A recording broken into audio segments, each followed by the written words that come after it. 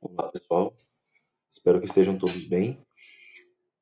Eu gravei essa videoaula para vocês para a gente poder ter um pouquinho mais de noção a respeito da resolução de exercícios sobre eletroquímica, na parte que fala sobre eletrólise, né? A última aula sobre eletrólise eu expliquei como é que funcionava a eletrólise ígnea e eletrólise aquosa, em solução aquosa, né?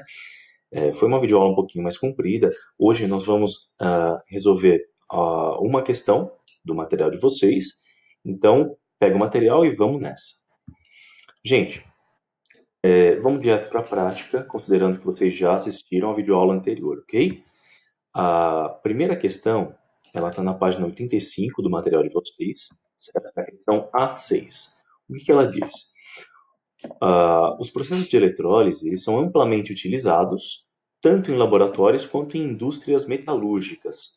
As aplicações industriais dos processos eletroquímicos, embora representem alto consumo de energia, isso é importante, são de grande importância na produção de metais. A exemplo do alumínio, do sódio e do magnésio, que não podem ser obtidos por reações químicas que utilizam agentes redutores menos enérgicos do que o cátodo de células eletrolíticas. Legal. Agora a informação que realmente interessa para a gente resolver essa questão. Tá aí. O alumínio, na verdade, o óxido de alumínio, tá? É o Al2O3, o óxido de alumínio bruto, extraído da bauxita, a bauxita é um mineral, tá? Após sucessivas etapas de purificação, é submetido à eletrólise ígnea, olha lá a informação que a gente precisa, na obtenção de alumínio, que, embora seja um dos elementos mais abundantes da crosta terrestre, o alumínio é bem abundante na crosta, gente, só começou a ser produzido comercialmente há pouco mais de um século. Legal. Então, toda essa parte da introdução desse enunciado aí na questão da Universidade Federal da Bahia, ela traz alguma informação para a gente em termos mais do nosso dia a dia, tá? Mais como lida com a realidade. Legal, olha só, essa informação da eletrólise ígnea vai ser o ponto-chave da questão, ok? Porque isso vai definir por qual caminho a gente vai resolver a questão. Bom, tá lá. Aqui nós temos a informação de alguns aspectos do processo de produção de alumínio. Por quê? Porque esse processo que a gente leu aqui não é o único para produzir alumínio. Tá? Tem dois. Um é a eletrólise do óxido de alumínio, que é extraído do mineral bauxita, e o outro processo a gente já até conhece um pouco mais, um pouco mais, né? É mais familiar para nós, que é a reciclagem. Tá certo? Aí aqui tem a massa de alumínio obtida, né, em gramas, certo? E aqui a energia consumida. Bom, antes da gente olhar para essa tabela com um pouco mais de atenção, vamos olhar o restante do enunciado da questão. Olha só. Atualmente é usado na produção de embalagens, esquadrias, fuselagem de aviões, tá? O alumínio é um metal relativamente leve, tá? Então por isso ele é usado em fuselagem.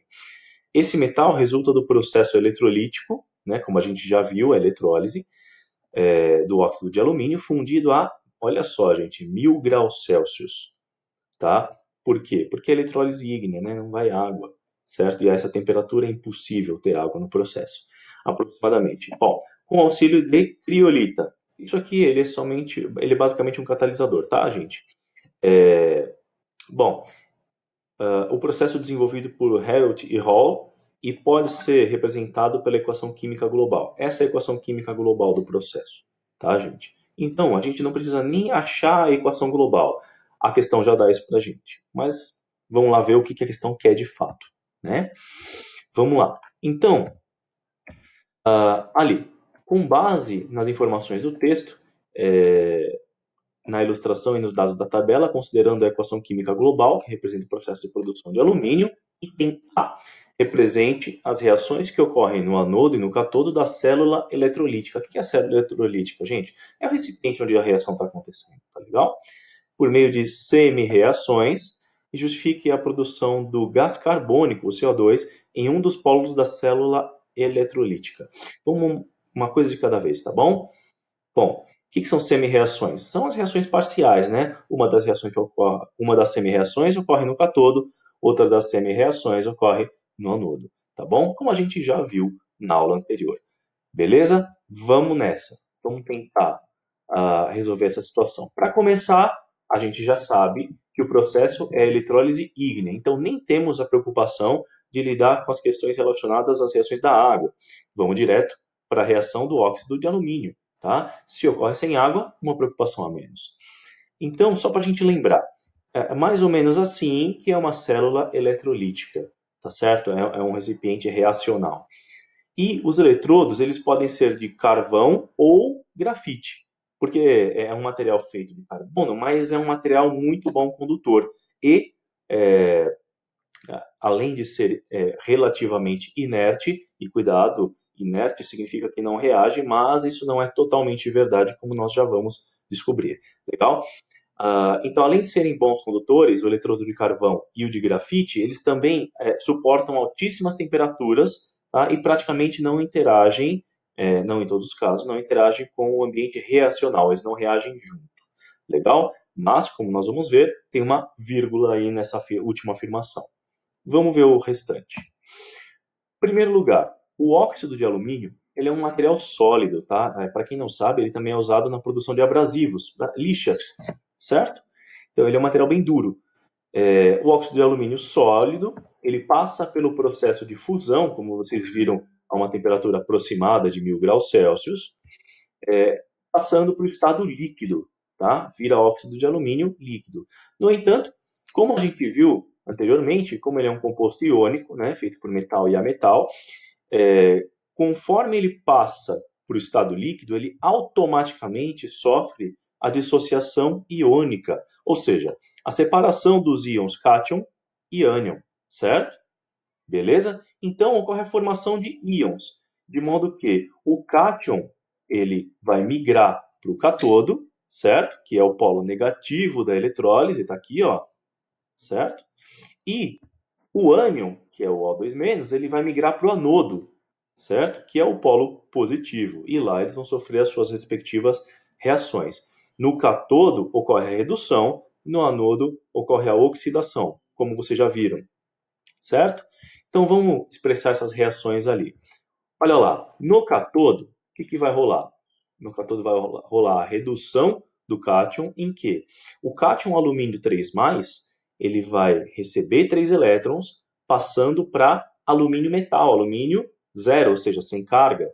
Né? Lembrando que na eletrólise os íons se descarregam conforme eles sofrem reação nos eletrodos. Né? Então está aqui, no cátodo, a descarga do cátion alumínio é essa, ele recebe 3 elétrons e passa para metal alumínio. Né? Mas essa temperatura ele está fundido, ele está no estado líquido. Tá? Já no anodo, no polo positivo, o que vai acontecer? A oxidação do ânion, está lá. Em que, já com a equação balanceada, tá bom? O oxigênio 2-, também conhecido por óxido, né? Ele vai perder elétrons, formando gás oxigênio, o mesmo que a gente respira.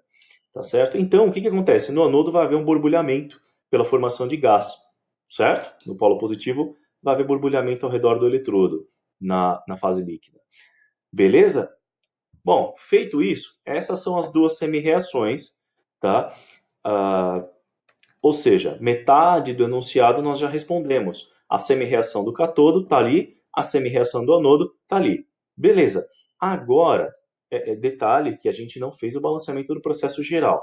Tá? Não é o que pediu no enunciado, nem vamos se preocupar com isso.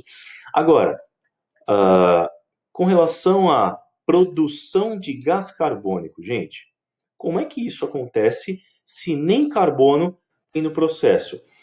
Vamos observar com um pouco mais de atenção. Percebe que esse O2-, né, ele digamos, a única fase, o único componente do elemento oxigênio que tem no processo. E se está gerando CO2, que tem oxigênio, então esse cara aqui, esse ânion O2-, ele deve participar do processo. De fato, ele é o principal responsável ali. Tá certo? Por quê? Porque quando o elemento oxigênio está na forma de O2-, na forma de óxido, ele é muito reativo, tá? O óxido livre, tá certo? Ele é muito reativo. Ele é tão reativo que ele é capaz de reagir com o carbono que está presente no carvão ou no grafite dos eletrodos, tá certo? Então, como é que isso acontece? Dois desses íons O2-, reagem com um átomo de carbono do eletrodo, certo? E no processo ocorre perda de elétrons, é claro, formando gás carbônico. Olha só, um carbono com 2 oxigênios forma CO2, tá? E a liberação de elétrons é só parte do processo. Então, por que forma CO2 no processo? Porque essa espécie de oxigênio 2- reage com o eletrodo que tem carvão, formando gás carbônico. Ou seja, não vai haver borbulhamento no anodo só pela produção de gás oxigênio. Vai haver borbulhamento também pela produção de gás carbônico. Beleza, gente? Tranquilo? Bom, essa é a reação que produz o gás carbônico. Beleza? Matamos o item A com isso. Vamos para o item B. O item B, ele pede o seguinte: mencione a propriedade que torna possível a transformação do alumínio em chapas, lâminas e filmes para embalagens, e duas vantagens da reciclagem desse metal, fundamentando suas respostas. Bom, gente, vamos de forma um pouco mais visual, né? Para começar, lâminas, filmes e chapas de alumínio, tá? Eles são variados, né? Ou seja, é uma propriedade do metal alumínio e da maior parte dos metais de serem achatados até a forma de placas, né? Para a produção de diversos materiais, inclusive embalagens essas vezes usadas em alguns tipos de restaurantes, né? Certo? Então, que propriedade é essa que torna esses metais capazes de chegarem a essa forma? Para começar, essa propriedade ela se chama maleabilidade. Vocês já devem ter ouvido alguma coisa a respeito. Tá? A definição de maleabilidade é que é uma propriedade, ela permite a uma liga metálica ou um metal sofrer deformação, tá certo? Então, um material facilmente, muito maleável, ele é facilmente dobrável, laminável, tá? E conformado na forma de folhas ou placas, tá? De forma que não quebre, tal como o papel alumínio, que é usado em residências hoje, certo? Bom, vocês vão encontrar as definições ligeiramente diferentes, mas com o mesmo sentido, em várias fontes. Fontes de preferência confiáveis, tá, gente? Por que isso acontece? Porque os átomos do metal, dependendo da temperatura, eles ficam mais facilmente deslizáveis. A capacidade de um átomo deslizar, mantendo-se ligado aos outros, né? Deslizar, ou seja, mudar sua posição, ele desliza uns sobre os outros, tá? Mudando a posição deles. E isso causa uma alteração da forma do material, certo? Sem que o material se quebre. Legal? Mas geralmente isso necessita de altas temperaturas. Uma exceção são os metais de baixo ponto de fusão, tal como o mercúrio, que a temperatura ambiente ele já é líquido, né? Ou seja, os átomos dele estão constantemente mudando suas posições e, portanto, o mercúrio tem forma completamente modificável, né? Variável, certo? Por isso ele é líquido. Beleza, gente? Bom, agora, e as vantagens da reciclagem sobre o processo de eletrólise? Vamos lá, está nessa tabela aqui que a gente deixou para depois. O que acontece? Essa tabela ela mostra principalmente a energia consumida nos dois processos. Olha lá, a energia consumida para a eletrólise e a energia consumida no processo de reciclagem. O que acontece? A gente nota que a energia consumida no processo de reciclagem é menor do que 10, ela é 10 vezes menos, ela é menor do que isso. É menos do que 10 vezes menos